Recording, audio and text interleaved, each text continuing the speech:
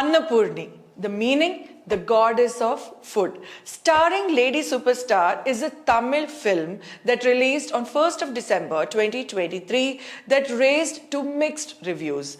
The film failed at the box office as it collected only 5.7 crores compared to the estimated 10 crores spent on it. Practically, no one knew about the film until it released on December 29th on Netflix, and it immediately shot into fame and went on to become the Netflix top 10 and subsequently into #1 position.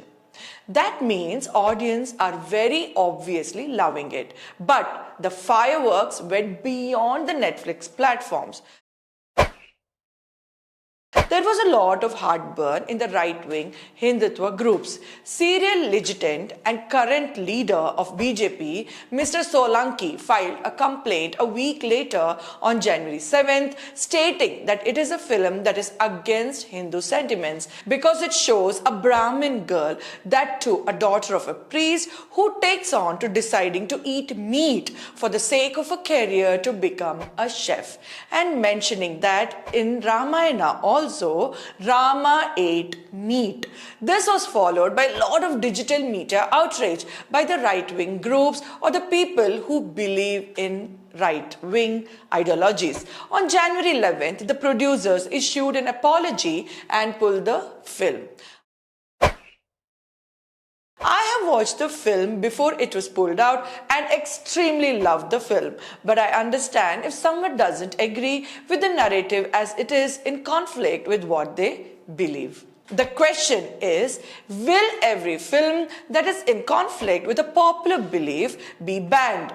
Will there be no space for presenting alternative thoughts? I have no issue if someone criticizes the film from the perspective and even makes film completely debunking what's in this film. That will create a debate. I would say a healthy discussion is always good for progress. I would say that's what we will be teaching our future generations. In a way, we have to show that the two sides of the coin and let them or any audience take a side instead of we telling what the narrative or the thinking should be like. Or else it will be like there are no more opinions to be shared or given. It's just that we will tell you what to do or what to think. But over here, no one can question what is pushed as popular belief is not good.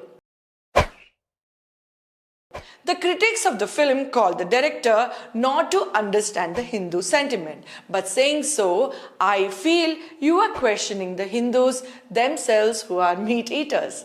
They called the male protagonist a Muslim and the female protagonist, Nayanthara, a Christian, which they are. And that can be a personal or a heritage from parents. They also blame the director that he is portraying the film as a propaganda film to promote love jihad or love marriages between Hindus and Muslims. Blaming artists for story content is ridiculous, and their personal religious beliefs has got nothing to do with profession of acting.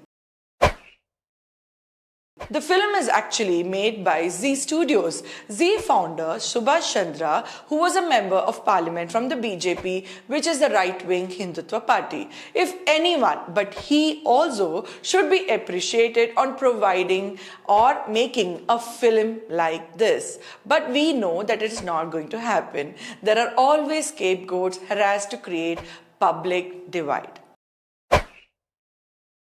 This is not just a problem in India. It is extremely common to ban creative art, theatre plays or films in a typical theocratic countries like Pakistan. Even in USA, this was a problem. In the early 20th century, films exposing the Ku Klux Klan was banned in USA because it offended the majority of white supremacists. The Ruckus of Annapoorani also reminds me about a German film, The Enchanted Day, banned by Hitler's Nazi Germany because it showed two women working, meaning working women who earns, that too in a railway station, and this didn't go well on the representation of a women in the society then.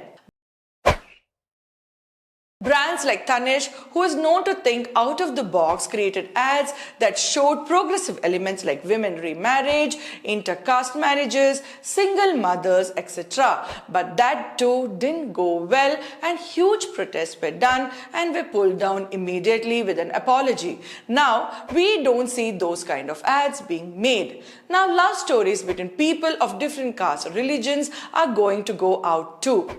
Netflix and rivals like Amazon and Disney have often been at the receiving end of criticism from the hardline religious groups in India to one of the world's biggest streaming markets. In the year 2021, Amazon offered a rare apology for some scenes in its series Thandav, which faced court cases and compliments that it offended the Hindus.